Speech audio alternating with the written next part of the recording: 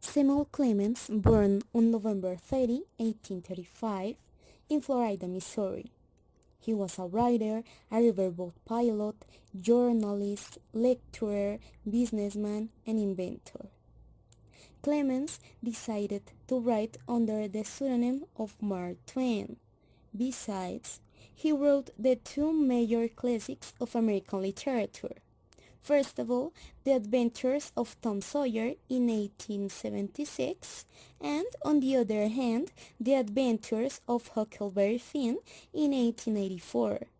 Twain died on April 21, 1910, in Reading, Connecticut. In 1882, he wrote the essay Advice to Youth, which is a satirical essay. He was asked to write something to the youth of America, and it was delivered to the Saturday Morning Club in Boston, Massachusetts, on April 15th in 1882. The members of this club share written works on academic topics. Therefore, he had to give the speech to a group of young ladies, and it was so controversial. At the essay, he talks about 6 things, including obeying parents selectively, respecting superiors, early to bed and early to rise, the matter of lying, handling firearms, and reading good books. This essay could be considered as a classic example of juvenile satire, which is dark, bitter, and often disturbing. It was named after Roman author Juvenal as a Juvenalian satire. So, this satirical mood can be seen in Twain's recurrent employment of sarcasm while writing the youth with his words of wisdom, specifically with the purpose towards any kind of authority. Twain wrote Advice to Youth may be a response to the recent prohibition of alcohol in Kansas in 1881. This action deeply upset many residents. The youth became especially discontented with this change, because it was they who also enjoyed indulging in the fine art of alcohol consumption. At the essay, Twain developed topics such as reputation, the truth, and the light, among the rhetorical devices such as satire, irony, narrative tension, and comedy. Well, thanks to Viviana's preamble, we can continue with the text analysis. But before getting started, I asked you to respond the next questionnaire. Remember, you are under oath, and you must not lie. Do you really obey your parents when they say, "You can't take anyone into our house when we are not here"? Will you do it if he or she is a friend with benefits? Would you avoid lying even when lies save you from problems with your couple, your boss, your family, your friends?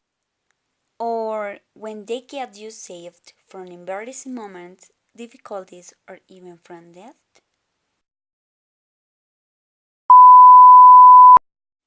Have you bored hearing your younger brother or sister before having revealed a secret of yours to your parents? If so, if you hit him or her, would you apologize? Would you respect your boss after he obliged you to stay longer at work during your birthday? Or when he rejects an important permission, or simply because he or she discounts you money from your salary without justification? Your English teacher demands you to read 240-page text each about a topic that you don't understand, and he or she demands you to write an argumentative essay, a historical review, and the preparation for a quiz for the next day too. But also, after having read, reading the text, and prepared the lesson, You arrive 5 minutes late and the teacher doesn't allow you to come in. Would you apologize him or her? Do you go to bed at night if you know that your movie, anime, or favorite series are being broadcast on TV? Do you wake up early, being excited and glad after a party night and have drank a lot without having to work the next day? Do you avoid reading books over 300 pages long? If most of your answers have been negative, congratulations!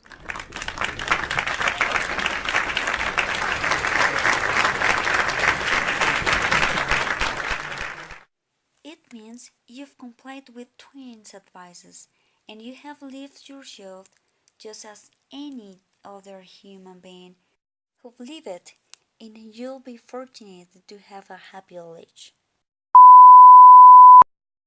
When reading advice to youth, you will find a well-designed paradox, a critic full of humor, satire, irony, and sarcasm. We will remember briefly each one of these important components within the narrative text. The whole text includes lots of these literacy components. Here there are some examples as follows. It consists in playing with words in such a way that the implicit meaning in a sentence is different to the literal word meaning. In this example, one might say that Twain provokes a coward and hypocrite act, very common in ironic and sarcastic behavior.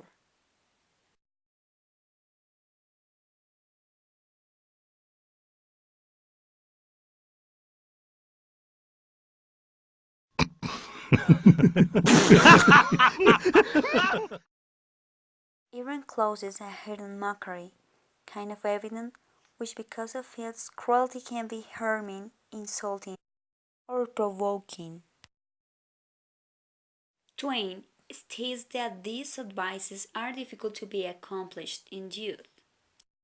However, he still insists in a sarcastic way to comply with his recommendation by begin making an ironic comment too. What the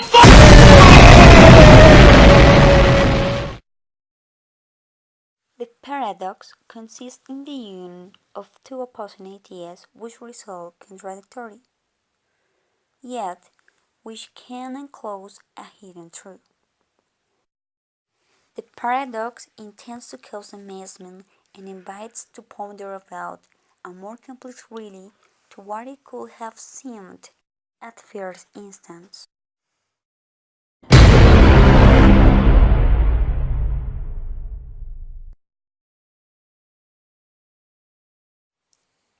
Juxtaposition is a technique which consists in a long retrospective to the past. That depending on the passing time, it progresses slowly in a linear form until it comes back to the memory's starting point, to the story it began.